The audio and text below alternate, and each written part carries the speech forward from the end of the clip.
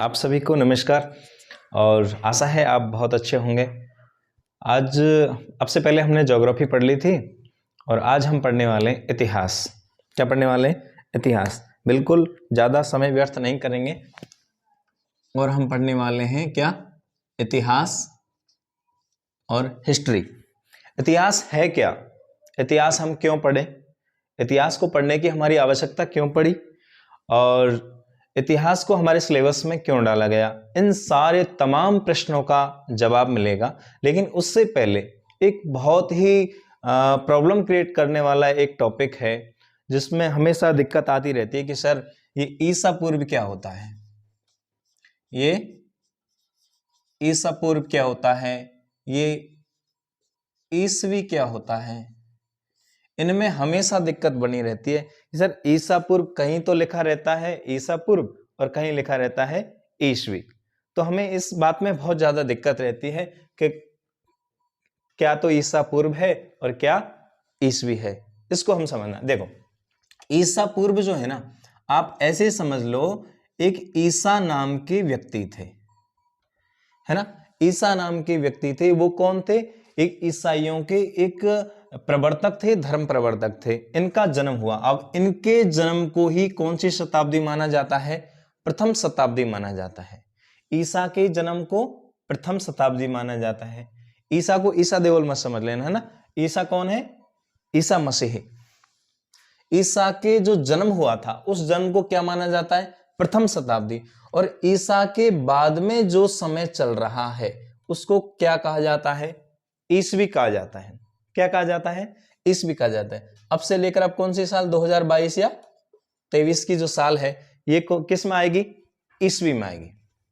लेकिन इस ईसा से के जन्म से पहले का जो समय था वो क्या कहलाएगा? ईसा पूर्व। इससे पहले का जो जन्म है वो क्या कहलाएगा? ईसा पूर्व। हम देखते हैं कहीं तो ईसा पूर्व लिखा रहता है, कहीं ईसवी लिखा रहता है, कहीं तो सीई लिखा रहता है, कहीं बीसी लिखा रहता है। बिफोर कॉमन एरा और कॉमन एरा ये होता है। बिफोर क्राइस्ट ये भी लिखा रहता है कहीं कहीं। ईसा जो थे ना, ईसा के जन्म से पहले का समय, एक उदाहरण से, साधारण उदाहरण से समझो। देखो, साधारण उदाहरण से समझने का प्रयास करो। जैसे कोई 10 वर्ष का समय है, 10 का। अगर ये 10 वर्ष का समय ईसा से पहले का है तो हम क्या लिखेंगे? 10 ईसा पूर्व। ईसा से 10 वर्ष पहले। यदि हम यहां 10 वर्ष की बात करेंगे तो क्या कहेंगे? 10 ईसवी।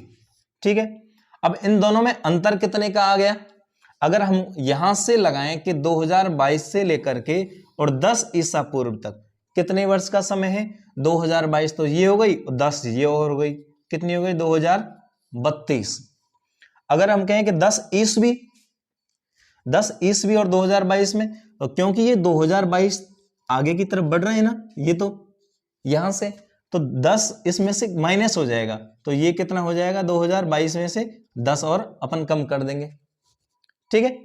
अब इसी प्रकार से हम कहें एक साधारण प्रश्न आता है और हमेशा दिक्कत वाले खड़ी करते रहते हैं कि सर बुद्ध का जन्म ले लो, महावीर का जन्म ले लो, चंद्रगुप्त मौर्य का जन्म ले लो। उनको जब देखते हैं वो मर तो पहले जाते हैं और पैदा बाद में होते हैं। समझ में नहीं आता ये हो क्या गड़बड़ रही है। इस गड़बड़ को समझो, आज क्लियर हो जाएगा, है ना। जैसे अपन देख लेते हैं, यहां पर कोई एक टारगेट रख लेते हैं और यहां पर ये 2022 हमने रख ही रखा है। ये ईसा है ना। ईसा का जन्म, ये जो शताब्दी है ये कौन सी शताब्दी है? प्रथम शताब्दी है। और यहां से आगे चालू होगी पहली शताब्दी, दूसरी, तीसरी, 2000, 2021, 2022, 2023। इससे पहले का जो समय था ये यहां से देखो 100, 200, 300, 400, 500, 2500, जितना भी है इधर। ठीक है, इसको बढ़ाते चलो। अब समझो इसको। जैसे मान ली जाए 345 में इनका जन्म हुआ और 297 में मृत्यु हुई। कब जन्म हो रहा है? 345 में इनका जन्म हो रहा है और 297 में मृत्यु हो रही है। अब एक बात बताओ, उम्र इधर की तरफ बढ़ेगी ना, उम्र जब बढ़ेगी वो इधर की तरफ ही तो बढ़ेगी, यहां तक। तो मैं ऐसे सोचते हो कि सर हमारे तो पहले, अब जो जन्म हो, मान लीजिए 1950 में जन्म हुआ, 2020 में मर गया, उम्र बढ़ी। लेकिन यहां तो गड़बड़ हो रहा है, 345 में जन्म हो रहा है, 297 में मर रहा है, ये उल्टा कैसे चल रहा है? उसका मतलब ये है, हम क्या कर रहे हैं, अब से पहले जितने भी साल पहले जिसका जन्म हुआ उसको हम ईसा से पहले का मानेंगे। तो पहले का मानेंगे तो एक की गिनती यहां से शुरुआत होगी ना, 1 2 3 4 100 200 500।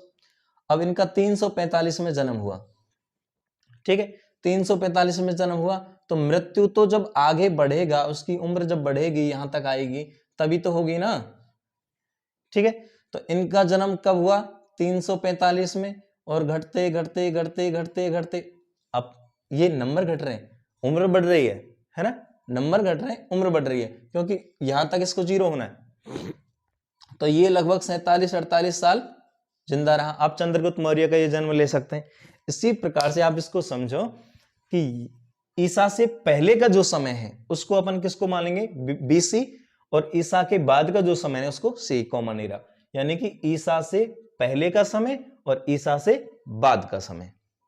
ईसा के बाद का समय क्या हो गया? ईसवी, समझ लो अच्छे से। और ईसा से पहले का जो समय हो गया वो क्या हो गया? ईसा पूर्व। इसीलिए हम कहीं कहीं लगा देखते हैं, जैसे इनका चंद्रगुप्त मौर्य का जन्म का हुआ 345 ईसा पूर्व, ऐसे लिखा मिलता है हमें, ठीक है। और उसके बाद इनकी मृत्यु कब हुई? 297 या 298 ईसा पूर्व, क्योंकि ईसा से पहले की है। अब ये कंफ्यूजन नहीं होना चाहिए कि सर वो जन्म तो पहले, मर तो पहले रहा है और जन्म बाद में ले रहा है। उस इसी प्रकार से इतिहास के जो कंफ्यूजन वाले टॉपिक हैं और उनको हम लेते रहेंगे, आगे बढ़ते रहेंगे। Thank you very much.